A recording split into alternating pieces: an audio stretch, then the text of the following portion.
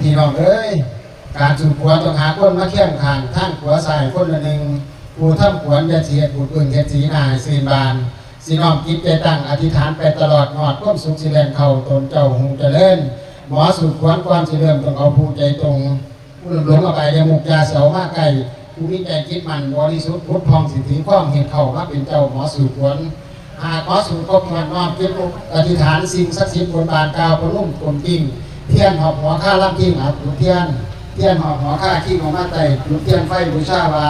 พุทธบูชาสังฆบูชาอักขีท่านั่งมาลาบุผังสิงคลังปะทิปังพุทธสาปุเชมาธรรมสาปุเชมาสังฆสาปุเชมาสาธุขอกรมกราบายนุพลาเทียงเฮียนขอให้เจ้าหน้าที่มีอายุกว่าคนทั้งไทยข้าขอกราบกรมกราบายนุพลาเทียงเฮียนขอให้ลูกข้าเสียห่างทิ้งของเจ้าข้าขอกรมกราบายนุพลาเทียงเฮียนขอให้มีเงินคำนับเงินตือกองล้นสวัสดีด้วยในธรรมพุทธบาทนาขาดน้อยให้มากขึ้นสวยเยี่ยงแน่ทอนนะโมตัสสะภะคะวะโตอะระหะโตสัมมาสัมพุทธัสสะนะโมตัสสะภะคะวะโตอะระหะโตสัมมาสัมพุทธัสสะนะโมตัสสะภะคะวะโตอะระหะโตสัมมาสัมพุทธัสสะนะโมตัสสะภะคะวะโตอะระหะโตสัมมาสัมพุทธัสสะพุทธังอายุวัตนังเตสิวิตังอสังขยายาวนิพพานังสารนังคัจฉามิธัมมังอายุวัตนังเตสิวิตังอสังขยายาวนิพพานังสารนังคัจฉามิสังฆังอายุวัตนังเตสิวิตังอสังขยายาวนิพพานังสารนังคัจฉามิตุติยมปีพุทธังอายุวัตนังเตสิวิตังอสังขยายาวนิพพานังสารนังคัจฉามิตุติยมปีธัมมังอายุวัตนังเตสิวิตังอสังขยายาวนิพพานังสารนังคัจฉามิตุติยมปีสังฆังอายุวัตนังเตสิวิตังอสังขยายาวนิพพานังสารนังคัจฉามิตติยมปีพุทธังอายุวัตนังเตสิวิตังอสังขยายาวนิพพานังสารนังคัจฉามิตติยมปีธัมมังอายุวัตนังเตสิวิตังอสังขยายาวนิพพานังสารนังคัจฉามิตติยมปีสังฆังอายุวัตนังเตสิวิตังอสังขยายาวนิพพานังสารนังคัจฉามิสีมือนี้แม่นเมื่อสันวันนี้เป็นวันดีวันเศรษฐีอุตตมะวันสนะสัตตูเป็นวันผู้มือแหลมทีขามาพวกผู้ขาถูกสิ่งทั้งมวลได้ถูกแดงผ้าขวนงามหวาดงามคือยอดปราสาทในเมืองพมงามคือถาดพระลมดูราไม้ฝ่ายผูกแขนใส่ในถ้วยลมพัดรวยดูงามยิงประดับปีเหลวที่ย่อมาตั้งไว้บนผ้าพื้นงามข้าต่อพามจุดเทียนไตแล้วยกขันดอกไม้เปล่าสักทีตามพื้นที่พ่อพวกพองญาติพี่น้องมานั่งหลอมพ่อพันมาย่อขันนาขึ้นเพียงคอมาย่อขันนาขึ้นเพียงเก่าข้าก็เชิญเอาพระพุทธเจ้ารัตนสามประการจงลงมาปราบพญามารผู้ใจบาปเชิญมาปราบผู้ใจมารอันตพานสดันเปรตจะได้มาคงเขตในพิธีขออัญเชิญเจ้าแม่ธรณีตุนเจงเงาลงมาเฝ้าผ้าควานะขออัญเชิญพระยิสวนจตุโลกขออัญเชิญภาษาวก80พระองค์จงเสด็จลงมาเป็นกระแพงกันเจ็บสัวสันกันพุ่งเพียว่าผู้ขาทั้งหลายได้ทุกแต่งมีบาสีสู่ขวัญในแก่เจ้านากว่าสีสุมังคลาสุภาสวัสดีอติเรกชัยเสสวัสดีจงมีแก่ผู้ขาทั้งหลายทั้งเทพาและนาคุเทวบุตรเทวดาอินพรหมยมมาลาดผู้องค์อาจกาหารจงบงการลงมาอยู่ลงมาสู่เป็นไสมงคลอันพิเศษมือนี้พาเกตเข้าสู่ราศี เป็นวันดีสุดขนาดกินขาดพร้อมปีด่างทั้งนุงข้านหน้าครัวตั้งเป็นโมโยสอนร้อนดังพระอาทิตย์จอนพระจันทร์เลือกอังคารหนึ่งมหาไซพุทธพฤหัสไปเป็นโยชน์สุขเสาได้อมุตตะสุขพร้อมล้านนาอันนี้ตามตำราว่าได้เลิกนึกน้อยว่าอุตตมาราศีเป็นวันดีอันประเสริฐถือว่าเลิศเป็นวันมงคลผวนแปลงดีแต้งเลวผ้าควรแก้วย่อมามีทั้งเท้าพญาและเสนาอมาตย์ทั้งนักปราชญ์มวลมามีรุ่งตาพ่อแม่พร้อมเท่าแก่วงศาพร้อมกันมาไหลลังมานั่งอยู่ซ้อนร้อนตาอ่อนซ้อนบุญหลายหลากบ่พัดผากไปไก่มาห่วงใจสมซื่อนะย่อยกเงินเจ้าออกมาญาติก็ผ่าหอผู้เป็นพ่อหักเหลือหลายตากับยายเอาอาบน้ำถูกคำเศร้าให้กินนมแม่นอนสมพ่อนอนกอดหอมแก้มกอดน้ำไปมาหักดังตาลูกแกนไทยเลี้ยงเจ้าใหญ่เป็นนุ่มมาอยู่ใส่ข้าเพียงอ่อนสวรรค์หน้าใหญ่เป็นโคนะบ่ให้จุนจากจ้างบ่ได้ห้างไปใส่บ่ได้ไปหนีจากแสนลำบากเหลือหลายลูกผู้ชายจึงออกบวชฟังผนวดในศาสนาเจ้าก็คิดถึงคุณบิดามารดาเป็นอันยิ่งจัดทุกสิ่งมาหาเจ้าก็ลาพ่อแม่หอดเท่าแก่วงวานได้จักกาพวกพี่น้องทั้งพวกพ้องมิตรสหาย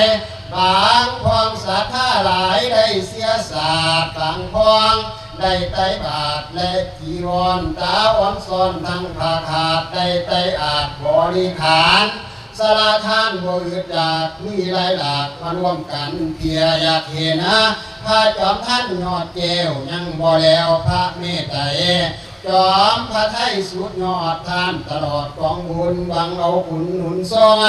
ญาติบ้านทุ่งบ้านไก่มาเรียไว้บอกข่าวญาติบอกก้าวกองบัวนะหวังเอาคุณพระเจ้าลูกน้องเอาผันพระชาหวังให้พรนะโทษสาอนุโทษสละความโกรธและความหลงจังในลงในโบสถ์พอมีโทษจ้องจำทั้งเงินคำออกจากใจเป็นหนี้ไทยทอนหนีค่อยมีจากสิ่งเป็นแก้วมิ่งพมมาจันมารวมกันนะสุขสำราญมือเด็กขอให้พ้นจากทุกข์เจตนาอยู่สวัสดีจัตตโลธรรมาวุติธรรมทั้งสี่คืออายุวันนั่งสุขังพลังโลกาทวนหาปาฏิทานอันทวนหัวอาทิปไตยอันทวนเกศจึงเสด็จลงมารักษาว่ามายืนวันอื่นไปจะเต่าเอาพวนาคเข้ามาเฮไปจะเต่าเอาพวนาคเข้ามาโฮมควรจะลงไปเด่นนาทีท้องเมืองนานั่งสนุกนุ่มหน่อยส้มซ้อนให้เต่ามาว่ามายืนวันอื่นหวานจะไปเดินดินไผ่ที่ได้นอกเขตหวานจะย่าได้ไปถึงประเทศทางไกลยาหลงไหลไผ่ปลาหวานเจ้าย่าได้ไปส้มมูลิงเขามูนุกเขาและเสียสิงะกล้วยกระทิ้งแลสร้างว่ามายืนวันอื่นให้เจ้าเขามาอยู่เข้ามาสู่สายค้าให้เจ้าเข้ามาเตรียมชัวบวชมาผนวดเป็นสงฆ์ให้เจ้าลงมาอยู่ลงมาสู่สังฆาปฏิมาหอดแก้วใจฟองแผ่วเหลือหลายงามเหรียญหงายอย่าได้ห่วงอย่าได้ห่วงของธรรมะให้กระนำของกูให้มาอยู่จำศีลให้มากินข้าวบาตรให้สลาดอย่าคนบาปมาเยือคนอื่นอายุนั่งสุขังพลังขอให้เจ้าวันนักขาวผิวทองผิวเจ้าพองงามงอนคนสวรรค์ต้องขางามตนาสีสินนะใครได้ยินเสียงเทศปุ่มตาเกตเกษาดูในศาสนาของพระพุทธเจ้าขอให้นาเจ้ามีเตชะให้ชนะกุมารเป็นอาจารย์ผู้วิเศษชลาธินีหายหนี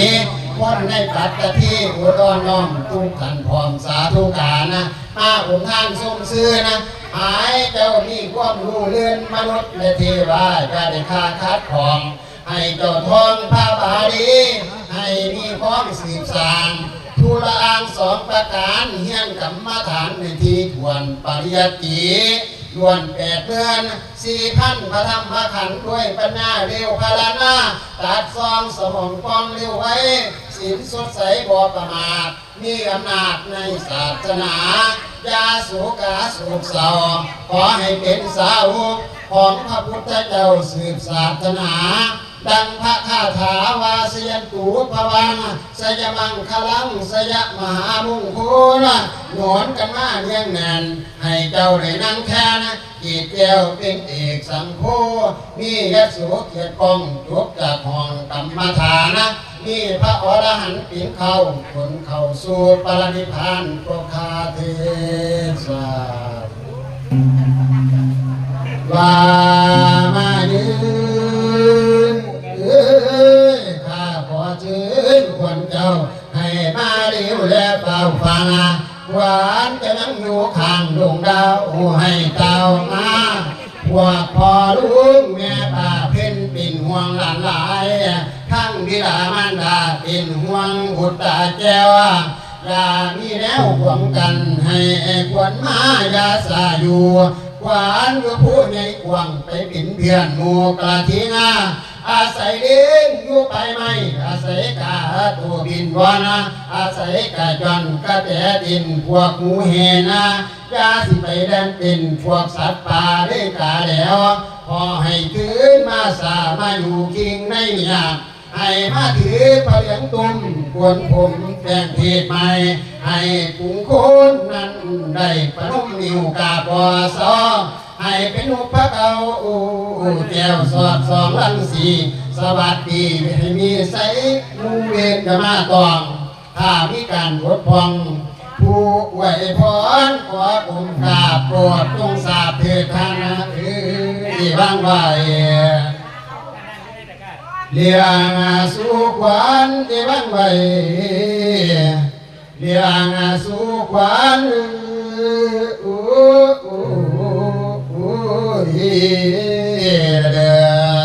เอาใช้